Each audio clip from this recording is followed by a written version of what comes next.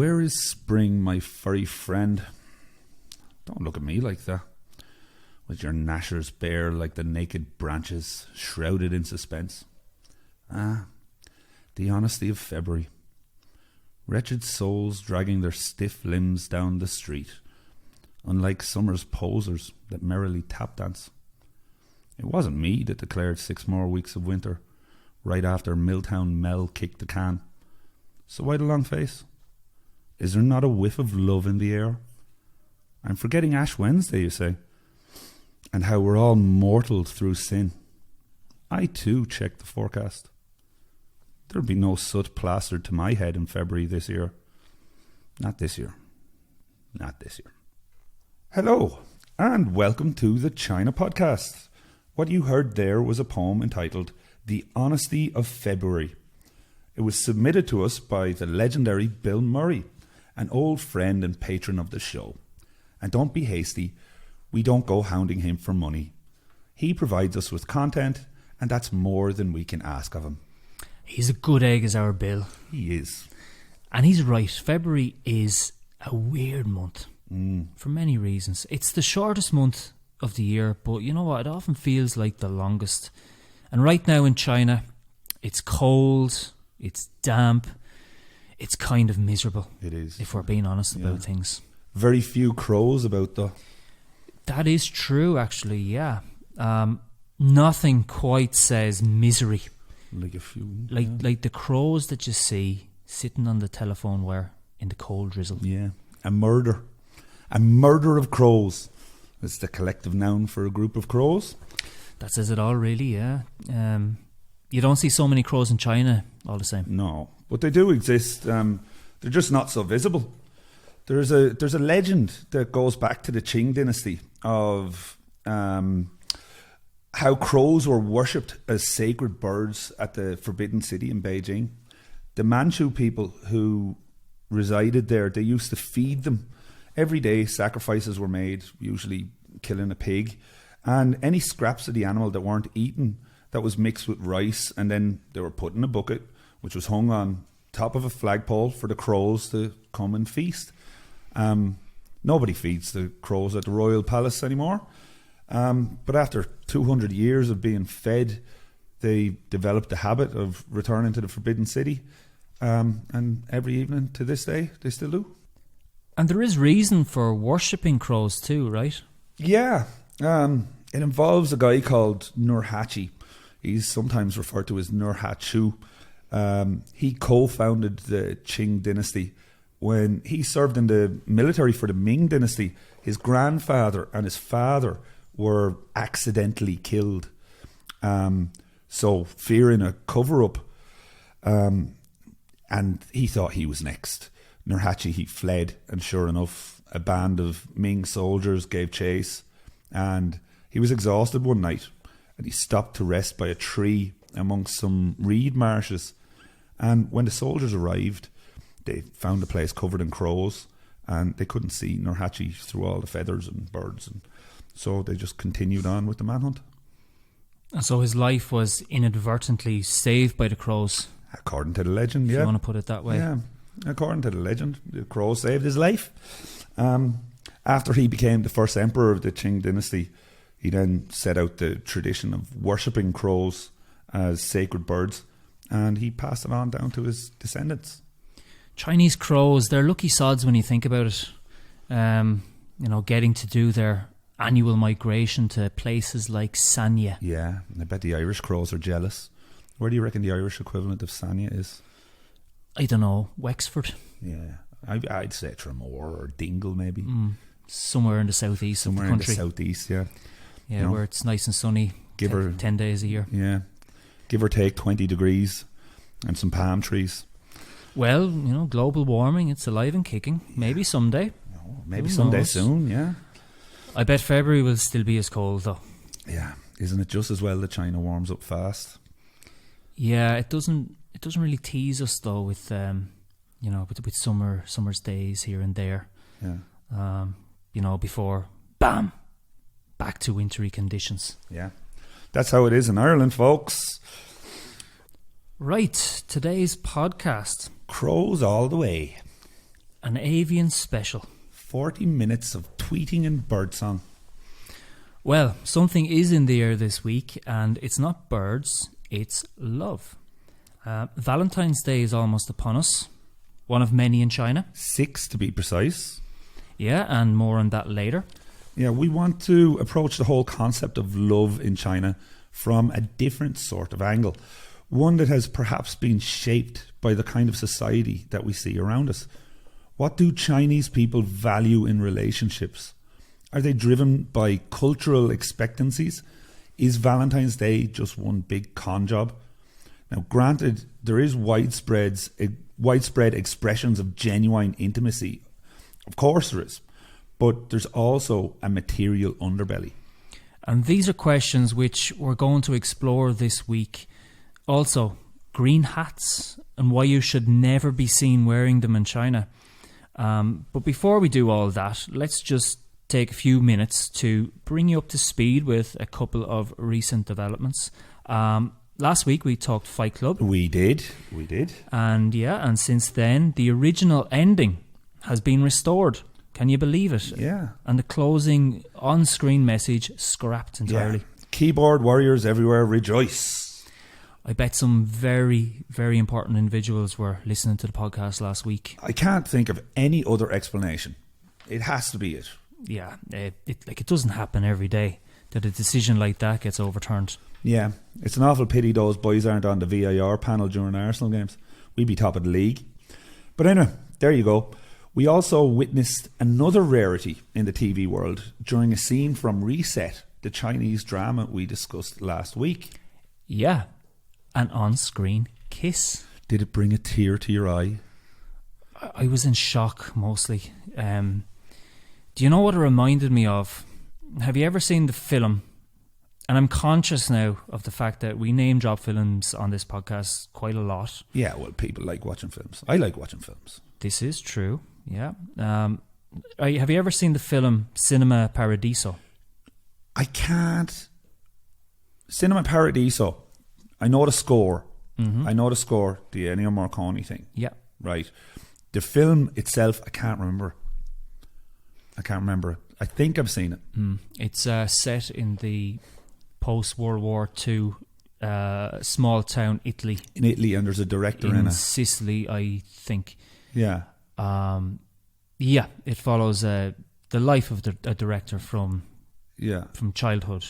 Yeah. And his experiences working in the town's cinema. They had. But yeah, see, right, well, there's a scene at the end of the film. Now, spoiler alert, okay?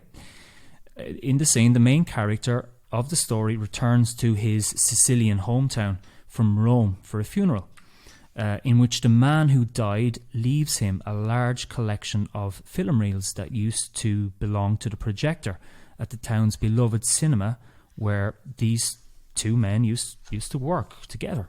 Now, here's the thing about these reels. They were never shown to audiences at the cinema because the local priest had all intimate, suggestive or flirtatious scenes chopped from the film beforehand. What he would do, you see, is he would first have a private sitting and would censor the whole lot. But afterwards, during the main screening, you see all the locals in this packed out cinema sitting on the edge of their seats, eagerly anticipating an on-screen kiss, and then, oh no, it's cut. And everyone just sits back in their chairs and they despair. You know, because this was set in 1940s, 1950s, post-war Italy. These people, they'd never seen a kiss of any nature on a screen before. Yeah. This is what they wanted to see. Yeah. So in the end, the main character of the film has his own private sitting and projects all that banned content onto a wall in his home to sheer delight. Yeah. And the point is, in China, we get the suggestions and the flirtations, but we seldomly get the kisses. And as for on-screen sex, forget about it. Yeah, all the James Bond films, they were uploaded to the Chinese TV boxes sometime last year. Now, the thing about Bond films is that you see they contain a lot of bedroom scenes. Yes, they do. Even going back to the early 60s Bond films. Lots going on under the covers. All those scenes in China were axed. And there goes half the film. Yeah, so no bedroom visuals of a passionate nature allowed here. No, sir. Leave all that stuff at the door. Yeah, not wanted. So, Valentine's Day, or Valentine's Days, because there are 6 of them in China, February 14th, March 14th, May 20th, Qixi Festival, November the 11th, and Lantern Festival. Now, we'll explain their meanings and why they exist as we go deeper into this edition of the podcast, because we want to work a cultural narrative around each one and to help show you rather than tell you from the off. But to give you a brief synopsis right now, February the 14th is the Western Valentine's Day, as we all know, whereas Qixi Festival is the Chinese equivalent. March 14th is also known as White Valentine's Day and exists because when the date is spoken in Mandarin, it sounds similar to saying love you forever. Likewise, May 20th sounds like I love you in Mandarin, and November the 11th is also known as Double 11 or Singles Day. And then we have the Lantern Festival, which is the 15th day of the Lunar New Year. It's next Tuesday. Now, at least 3 of these Valentine's Days revolve around money and material gain. Yeah. You see, gestures of love means splashing the cash, which means big business, particularly in China, due to its sizable market. Gift buying as an expression of love is a major part of emerging customs in China these days. So it's almost as if large enterprises have tapped into this and said to their marketing strategy teams, you know what we should do? We should double, if not triple, the number of Valentine's Days so that we can reap the rewards. And everyone in agreement? And everybody nods yes. Yes. Naturally. And the 3 dates that specifically fit this narrative are March 14th, May 20th, and November 11th. March 14th, by the way, is perhaps less of a big deal, but the other 2 certainly are. Yeah, the March 14th tends to be a bigger deal in Japan and Korea. They do it where the man gets presents. Okay. So the woman will buy the man a cologne or something like that. And on these days, it's far less likely that you'll see photos of couples slicing through juicy cuts of steak at a high-end restaurant. But principally, people showing off the expensive gifts that their partners have bought them. Log into your Weibo account on the night of May 20th, or 520 as it's generally called, and you'll see tons of Louis Vuitton designer watches, maybe even a car or 2 for those for whom money is no object. Something that happens much more regularly than you might think. Would she still love him if the Louis Vuitton was a fake? I don't know. Might depend on how close they are. But the point is, anyway, many people have bought into the concept of consumption culture. And remember, this concept is a relatively new one, which has been popularized by a rapidly growing economy, massively emerging middle and upper classes, as well as swathes of internet users who enjoy sharing their life with their friends and colleagues online. And there's a performative element to that too, with people playing to the gallery via social media uploads of luxury gifts received. Of course, all aspects of social media are performative. Like, even before you post something to your circle of friends, you're going to think what it is you want to say and how best you want to word it, so that you'll come off looking intelligent or funny or whatever the appeal is that you're trying to push. But But with these, let's call them commercial Valentine's Days, there's a definite amplification there of showboating, of flaunting your wealth, which lead many to question the validity of these expressions of love. Yeah, some might even call it narcissism. But you do have to wonder, when you take May 20th, for example, which in Mandarin Chinese is Wu Er Ling, 520. In other words, May being the 5th month and 20 being the day of that month. Now, Wu Er Ling sounds kind of like Wo I Ni, which in English translates to I love you. Now, this Valentine's Day is the classic example of a commercial transaction of love. Somebody not too long ago probably latched onto this idea, and in the modern internet age, the thing just exploded online. It's common for somebody to transfer 520 yuan on May 20th to his or her partner as a gesture of their love. And they'll decorate the red envelope on WeChat with the words "What I need." Yeah, they will indeed. And we're talking roughly €80 or $80 worth. But this token of love might be enough to resolve disputes between couples. So it's quite common for couples to send each other red envelopes on social media on the special days, alongside actual physical gifts, of course. Because you don't want to be seen slacking. No, you don't. No. But it all does boil down to the fact that these holidays are heavily promoted by companies selling luxury items to people who, despite having become more comfortable with expressions of love, they increasingly associate this with spending and consumerism. So, like you referred to there, when somebody writes "I love you" on an envelope with a sum of cash inside it and then sends it to their partner, you have to ask yourself, is there genuine affection behind those words? Yeah, I see two sides to that coin. Some people, they enjoy the act of ceremony, whatever, or like whether that be for the right or the wrong reasons. Yeah. But overall expressions of love, or rather not expressing your love, is rooted in tradition. You see, in China, expressions of love have traditionally been subtle and outright declarations avoided. And this is something that I picked up on after a few months of living here in China. Like, you rarely hear it anywhere. Parents hardly ever say it to their children.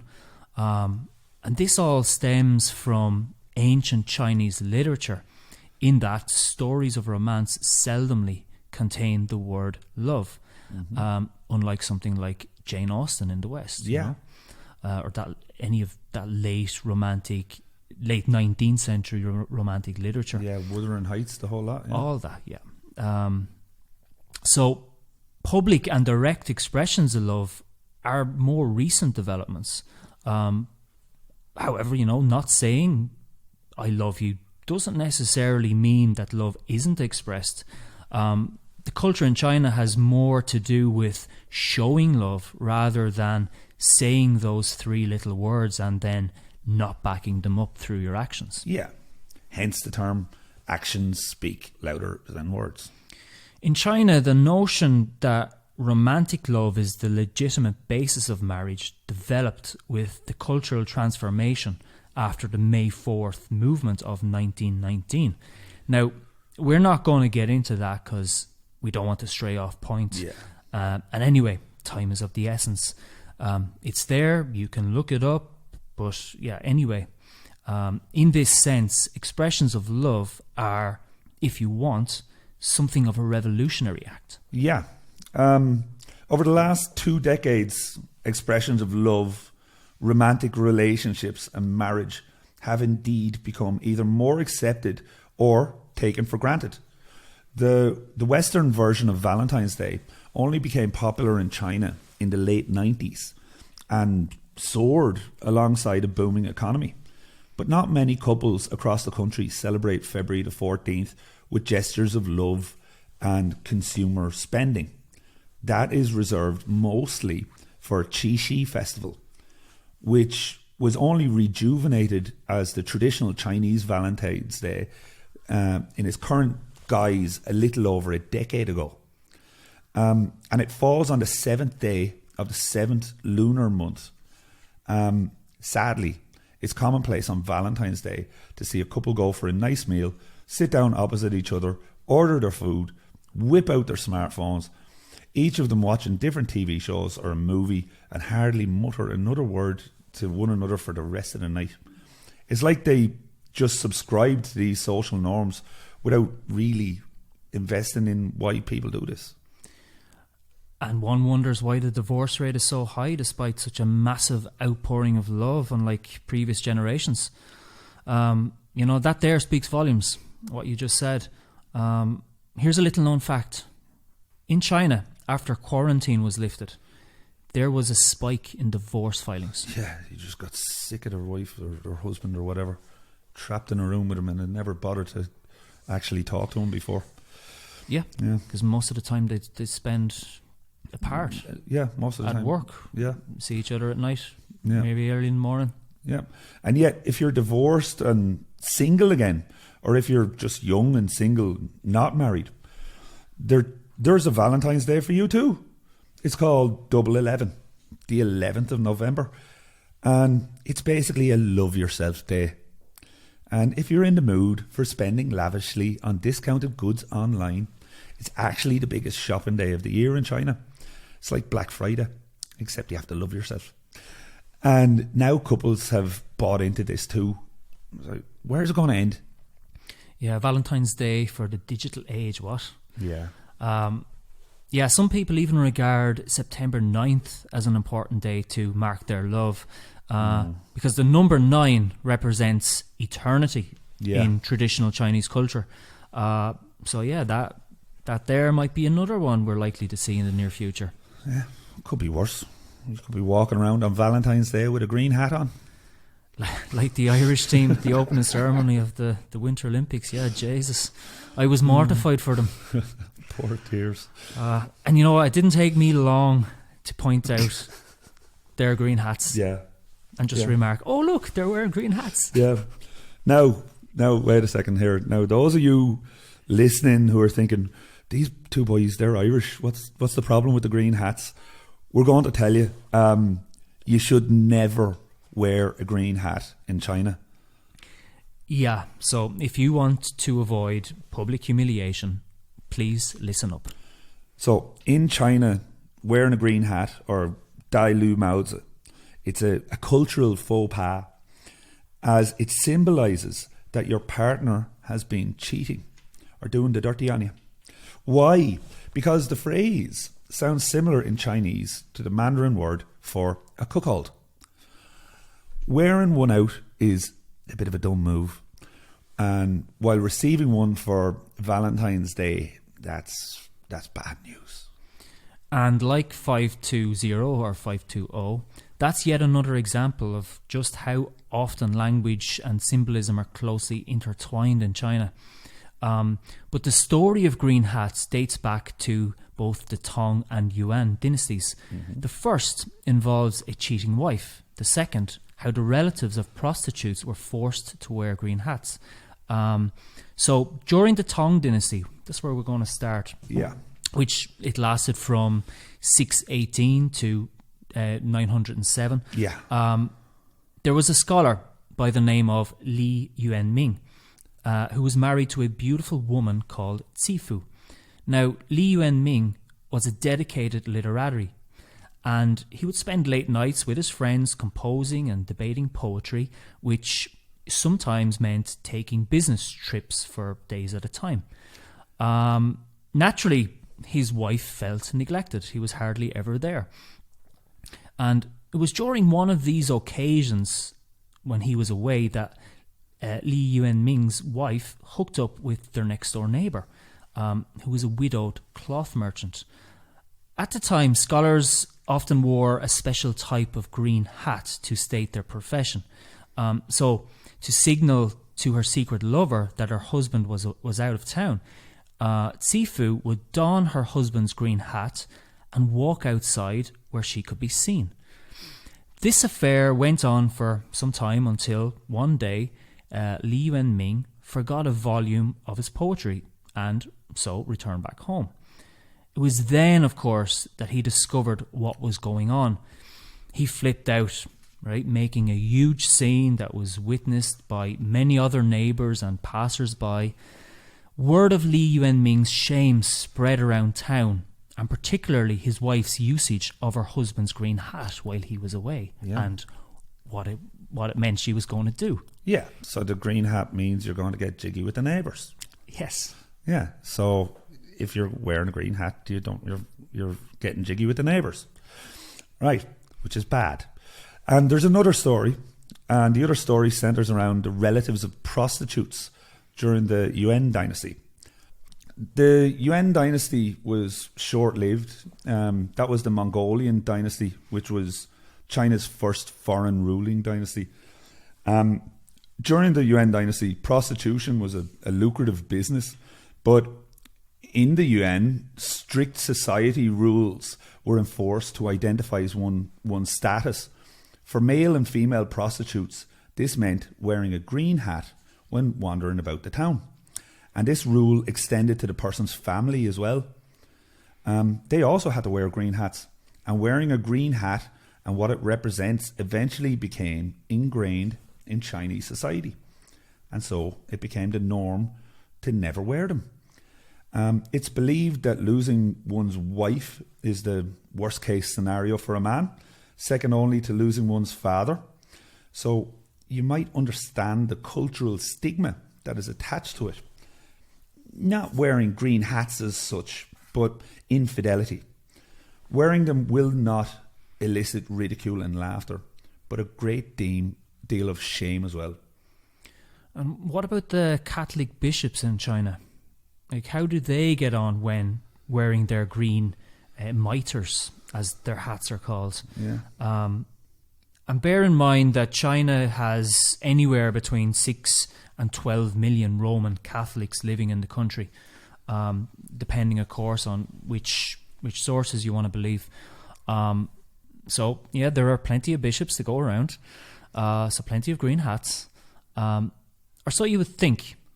But that's actually not the case. You see, the stigma surrounding green hats has caused significant unease amongst Chinese Catholic bishops, to the point that they had to compromise by swapping the green hat for a violet one on their coat of arms. Yeah, there is one exception to the rule: the army. Anyone in the military is required to wear green hats, such as berets, as part of their uniform. So there's no change there. Right. We're coming out of the Lunar New Year holiday, and plenty of young single adults have been home to see their families, and they've endured a line of questioning. A Spanish Inquisition style of questioning at that. Probably worse. Let's invent a new term: the Chinese Inquisition. Nobody expects the Chinese Inquisition, but it sounds about right. It does sound about right, yeah.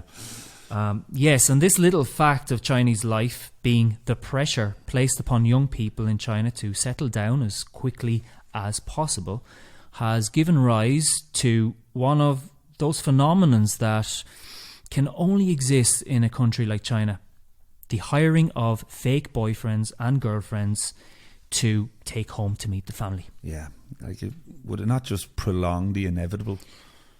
I imagine so, but it keeps the heat off for another year. Yeah, it does. Yeah, which is a good point. And the date for hire apps, they exist in China for this sole purpose: someone is making money from it. Genius. It is. And they're actually more widely used than you might think. Being able to show your parents that you are successful and that your life is moving forward swiftly is a huge deal. Although arranged marriages were outlawed in 1950, parents still have a big say in who you should or shouldn't marry.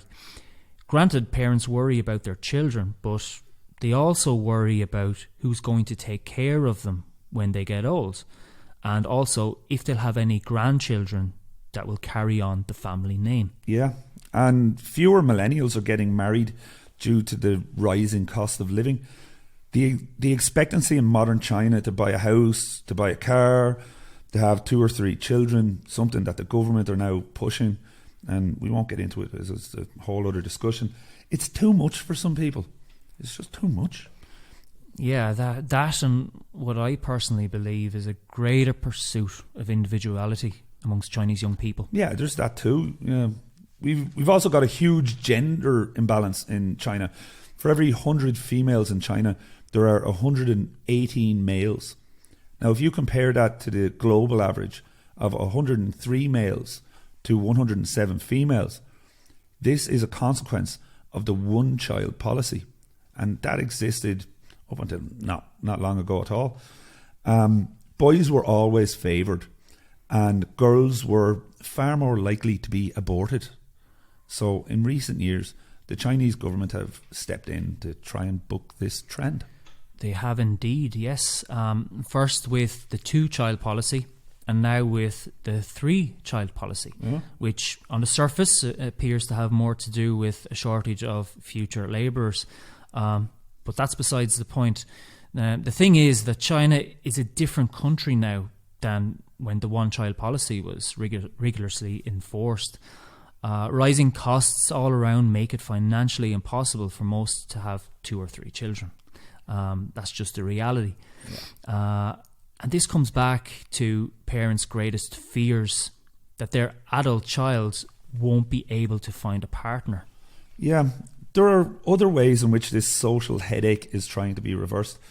One is the trend of marriage markets across parks in major cities in China, where parents and grandparents, they go to advertise their child's eligibility as a potential spouse to other families and try to arrange meetings between their children. Their main concerns are that if their children haven't found love, either because they're too busy with work or they have no time to date, or that they just haven't been successful. But when you think about the concept of a marriage market, it really does highlight that one defining piece of Chinese dating culture: marriage approval. The initial agreement happens between parents and grandparents. The single children or grandchildren, they still have a choice to go through with an arranged date, but ultimately it is the parents and the grandparents who select and decide the date. Eoin McKellen turned up at one back in 2016. Yeah. One of the marriage markets, the one in Shanghai actually, at the People's Park, I believe it's called.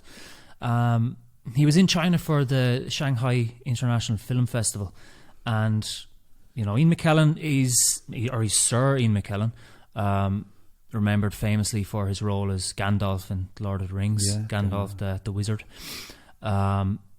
He's a famously gay man, wonderful actor, and he's an old guy. He's 70s, he's in his 70s, he's probably in his 80s now. Yeah. But he was at least in his late 70s back in 2016 when he did this. But yeah, he turned up at one of these one of these marriage markets, and he had made a little kind of placard for himself, which stated his age, his university, and I think the fact he had a house in has a house in London, and that he was still active. Yeah, still active. Yeah. Well, I wonder would he still looking for someone, looking for a husband, looking for a husband where he can't get married. Yeah. But anyway, Des Bishop, he was over in China for a couple of years, trying to learn the Chinese language, trying to do stand up. Yeah. He's the Irish American. He's the comedian, the Irish American comedian, or American Irish comedian, whatever. Born in America. Born in America, raised in Ireland, culturally Gaelic. He learned the language. Yeah. So he famously learned the Irish language, so people would stop calling him American. And then this is then we just did. Good guy, funny guy. Sorry, Des. Yeah, sorry, Des. But he was over in Beijing. He was doing the same thing here. He decided that he was going to learn Mandarin and do stand up in Chinese. But he heard through his friend about these marriage markets, and he decided to sell himself because he was a single man, and he made a life-size cardboard cutout of himself. He did not. He did, yeah. And you see it in the TV show. He's like going through the Beijing subway, standing beside a life-size cardboard cutout of himself. Oh, the looks he would have got. Yeah. And then his friend went 1,000 stairs. 1,000 stairs, yeah. And then his friend took the cutout into the marriage market to try and sell him. Mm-hmm. He ended up getting ran out of the place because they all thought it was a joke. Okay. But yeah, that's marriage markets in China. They're real. They exist. Yeah. But I think a cardboard cutout though sounds like a very good idea, doesn't it? It gives an accurate representation of the person. It's like this is how tall he is. This is me. I'm 6'2". Stand beside him there. See if you two look good together. Yeah. Take a picture. Yes. Yeah. Maybe if we just walked around China, then we could have a cardboard cutout of ourselves. So whenever somebody asks to take a picture of us, you just go, yeah, we're over there, take a picture of that. Yeah.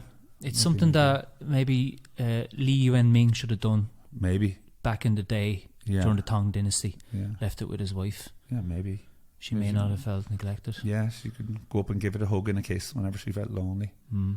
Yeah. Then we wouldn't have to worry about green hats. You know what? That's poking fun at her. I think she was better off without him. I'd say so. Because he didn't give a toss. No, he didn't. To put it mildly, yeah. Right, so that was marriage markets. Meanwhile, the Communist Youth League in China are overseeing mass blind dating events to help single people find life partners. Authorities not only want young people to get married, but they are trying to keep married couples together. Last year, a 30-day cooling off period for people filing for divorce came into effect. However, the new law provoked a lot of online criticism, especially from women, who fear that it will make it more difficult to leave a broken or abusive marriage. Yeah, and yet none of these policies have really changed anything. Marriage rates are still falling. Rocketing rates of divorce are still an issue. And perhaps the failure of these policies lie in the fact that none of them truly addressed gender inequality. The fear is that these policies are still entrenched in traditional gender roles and job market discrimination against women, something that's at odds with the greater sense of individuality. As you mentioned, there are more and more women might feel like that nowadays. Yeah, and those fears are stoked in the old idea of leftover women, whereby if a woman reaches a certain age, let's say late 20s to early 30s, then it is believed by those around her that she must be unfit for marriage. It's a derogatory term, and you're thinking 25 to 30, she's still very young. It's sad, like. She's a young adult. You hear these leftover women. You see these women and they're like, oh, I'm a leftover woman. And, they're beautiful young women with careers and they have their own ambitions. They want to succeed in life on their own terms. They're living their life. Just leave them alone. Yeah. You know what I mean? Absolutely. Like, let them be them. That's what I think. And now we have upwards of 30 million leftover men. Yes, we do. And that's a big issue. Yeah. So how to quickly solve a gender imbalance and labour shortages? What do you think? Immigration? I think immigration is probably a good way. There'll be plenty of blind dates, arranged dates, and regular dates going on all around the place now. On the 14th, I would say. And I'm sure there'll be plenty of more stories like that one in Xi'an that we told you about. Hopefully without the free quarantine. Yeah. It's called Love in the Time of Corona. Yes, it is. Okay. We'll leave it there for this week. Thank you as ever for listening. We hope you enjoyed that one. Yeah. Keep on liking. Keep on subscribing. Have a great week. Take care. Toodles.